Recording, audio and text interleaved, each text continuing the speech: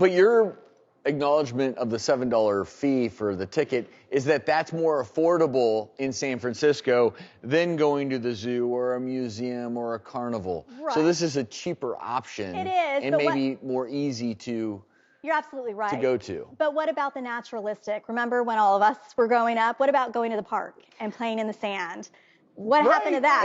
And there's sunlight, and you can play your own music and throw your own 50-cent beach ball.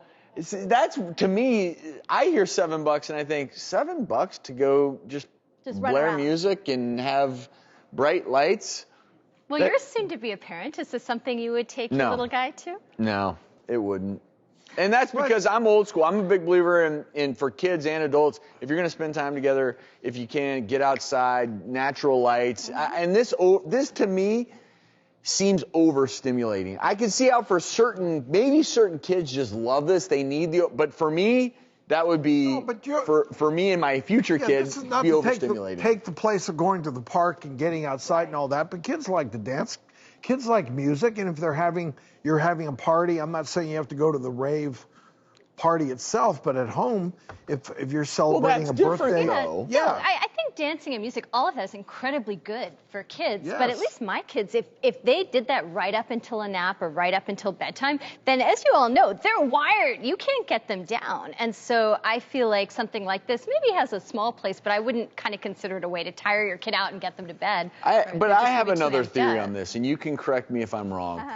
And I have a theory that in life, as social media has grown, we have tried to oftentimes make our kids embrace adult-like activities. Yes. A rave to me is for adults. When I was 2, 3 years old, I wasn't thinking, let's go rave. I mean, it's such an adult concept, so it's kind of cute, I think, the concept of a 4-year-old or under going to a rave party. The concept is really novel, but What's to glamorize your kids, to glamorize their lifestyle. Exactly. And I think all three of us up here agree that that's not our deal. And then just from a health perspective, and maybe Reena, you can comment on this too, just what about, say, strobe lights? Because I know we don't recommend those in terms of neurologic development in absolutely. kids. I mean, one of the things that we talk about, children who are epileptic or have seizures, I mean, strobe lights are big triggers.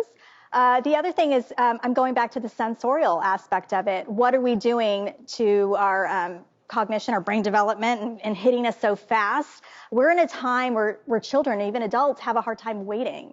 And remember what we used to do when you're bored? You just sat there and you figured things out. And our kids are so used to getting things right away, that's just reinforcing that situation right there. And then language development, that's huge. And I'll go back to the naturalistic areas like a park and having a ball, that's an object that facilitates language. And when you're in a rave, it's just open, everyone's running around, lots of kids. Where are those setup opportunities?